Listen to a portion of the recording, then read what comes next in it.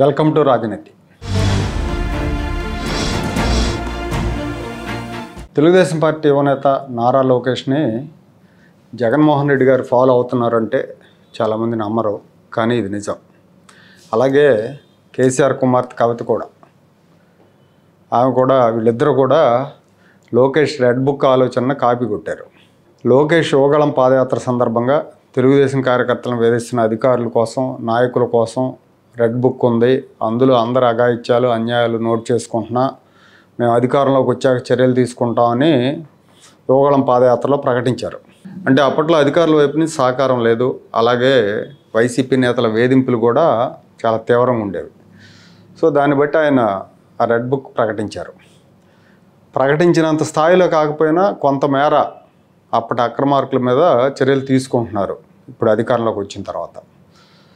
దీన్ని కవిత ఫాలో అయ్యారు. ముందు కవిత కొన్ని నెలల క్రితం, బహుశా మార్చి ఏప్రిల్లో అనుకుంటా, బరాబర్ పింక్ బుక్ ఉంటుంది, బీఆర్ఎస్ కార్యకర్తలను వేధిస్తున్న వాళ్ళందరి సంగతి, బీజేపీ కాంగ్రెస్ పార్టీ వాళ్ళ సంగతి, అధికారుల సంగతి తేలుస్తాం, మేము ఆ వివరాలన్నీ కూడా నోట్ చేసుకుంటున్నాం పింక్ బుక్లో అని చెప్పి అన్నారు ఆవిడ. ఆ తర్వాత ఆవిడ పార్టీ వదిలేసి వెళ్ళిపోయారు, బయటికి వెళ్ళాల్సి వచ్చింది అనుకోండి. ఇప్పుడు మాజీ సీఎం వైఎస్ జగన్మోహన్ రెడ్డి కూడా డిజిటల్ బుక్ పేరుతో ఒక యాప్ లాంచ్ చేశారు. ఏపీలో అన్యాయానికి గురవుతున్న వైఎస్ఆర్ కాంగ్రెస్ పార్టీ కార్యకర్తల కోసం ఈ డిజిటల్ బుక్ తీసుకొస్తామని కొన్ని నెలల క్రితమే జగన్మోహన్ రెడ్డి ప్రకటించారు. అడ్డగోలుగా వ్యవహరించే అధికారులు, అంటే కూటమి ప్రభుత్వానికి సహకరిస్తూ వైసీపీ కార్యకర్తలపై దాష్టీకాలకు పాల్పడే అధికారులు, అలాగే నాయకులు ఉంటే వాళ్ళ పేర్లను, ఈ కార్యకర్తలకు జరిగిన అన్యాయాలను వీళ్ళు ఈ బుక్లో అప్లోడ్ చేస్తే తాను అధికారంలోకి వచ్చిన తర్వాత వాళ్ళందరి మీద చర్యలు తీసుకుంటామని చెప్పారు. ఈ డిజిటల్ బుక్ని వినియోగించుకోవడానికి /digitalbook/b/ysrcp.com ఎంటర్ చేసి వాళ్ళ ఫోన్ నెంబర్ ఎంటర్ చేయాలంట. ఈ ఫోన్ నెంబర్ ఎంటర్ చేస్తే ఓటీపీ వస్తుంది. ఆ ఓటీపీ ఎంటర్ చేయగానే లొకేషను, కెమెరా యాక్సెస్ అడుగుతుందంట. అవి రెండు ఇవ్వగానే అన్యాయానికి సంబంధించిన వివరాలు అప్లోడ్ చేయాలి.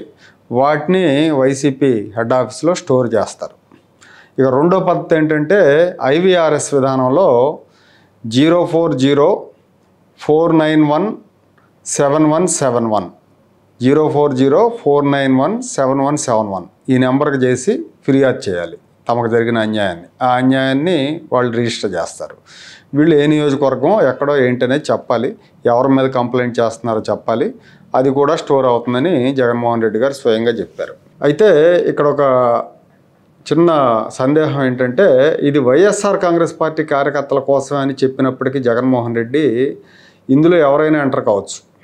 వీళ్ళు చెప్పిన దాన్ని బట్టి ఎవరైనా ఎంటర్ కావచ్చు. తెలుగుదేశం, జనసేన కార్యకర్తలు కూడా ఎంటర్ అవ్వచ్చు, లేదా రాజనీతి తరపున మేము కూడా ఎంటర్ అయ్యి సమస్యలు వాళ్ళ దృష్టికి తీసుకెళ్ళవచ్చు.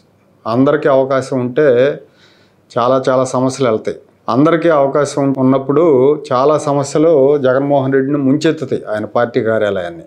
వివేకానంద రెడ్డి హత్య కేసులో నిందితుడైన అవినాష్ రెడ్డి మీద చర్యలు ఎందుకు తీసుకోరని సునీత రెడ్డి కంప్లైంట్ చేస్తారు. ఆస్తి కోసం అన్యాయం చేసిన అన్న మీద చర్యలు ఎందుకు తీసుకోరని షర్మిలారెడ్డి కంప్లైంట్ చేస్తారు. మాచర్లలో చంద్రయ్య గొంతు కోసిన వాళ్ళని కాపాడటానికి అప్పట్లో ప్రయత్నించిన అప్పటి ఎమ్మెల్యే పోలీసుల మీద చర్యలు ఎందుకు తీసుకోరని చంద్రయ్య కొడుకు అడుగుతాడు. అమర్నాథ్ గౌడ్ని చంపినోడిని ఎన్కౌంటర్ చేయించమని ఆ బాలుడు అక్క అడుగుతుంది. ఇక IPS అధికారులు PSR ఆంజనేయులు, కాంతిరాణ టాటా, విశాల్ గున్ని మీద చర్యలు తీసుకోరా అని కాదంబరి జత్వాని ఒక కంప్లైంట్ రిజిస్టర్ చేస్తుంది. సంజయ్, PV సునీల్ కుమార్ల అరాచకాల అవినీతి మీద చర్యలు తీసుకోమని ఇంకొంతమంది రిజిస్టర్ చేస్తారు. నాసిరకం మద్యంతో మా భర్తల ప్రాణాలు, ఆరోగ్యాలు తీసిన వాళ్ళ మీద చర్యలు తీసుకోండి అని బాధిత మహిళలు అడుగుతారు. వాళ్ళ కంప్లైంట్లు రిజిస్టర్ అవుతాయి.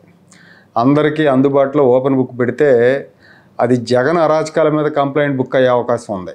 ఆల్రెడీ జగన్ అనౌన్స్ చేసిన వెంటనే చాలామంది ట్రై చేశారు. అయితే ఓటీపీ రావట్లేదని, ఇచ్చిన నెంబర్ పనిచేయట్లేదని చెప్తున్నారు. నాకు 4-5 చెప్పారు, మేము ట్రై చేస్తున్నాం, అవ్వలేదని. దాన్ని బట్టి జగన్మోహన్ రెడ్డి అట్టహాసంగా ప్రకటించారు, కానీ ఇంకా అది అమల్లోకి రాలేదేమో అనిపిస్తూ ఉంది. ఇందులో ప్రతి ఒక్కరి డేటా నమోదవుతుంది. అధికారంలోకి వచ్చాక ప్రత్యేక బృందాలు పెట్టి రిటైర్ అయిన ఆ అధికారులు రిటైర్ అయినా, రాష్ట్రంలో లేకపోయినా, సప్త సముద్రాల అవతలున్న అందరినీ పిలిపించి చట్టం ముందు నిలబెడతా అని చెప్పి జగన్మోహన్ రెడ్డి గారు సగర్వంగా ప్రకటించారు. జగన్మోహన్ రెడ్డి గారికి భారతీయ న్యాయ వ్యవస్థ మీద ఎంత నమ్మకమో.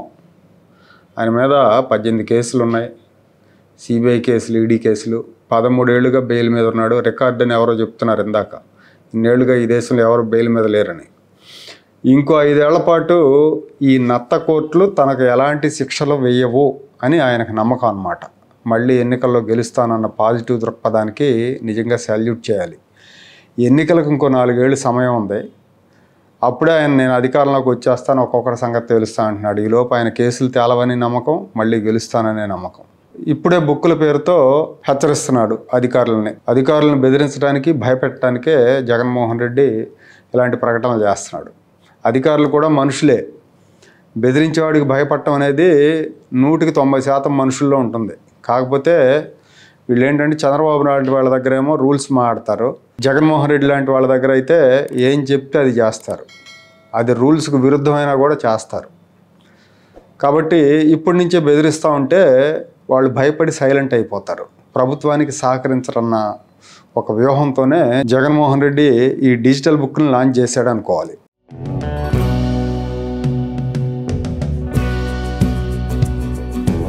Like, share and subscribe to Rajaniti channel.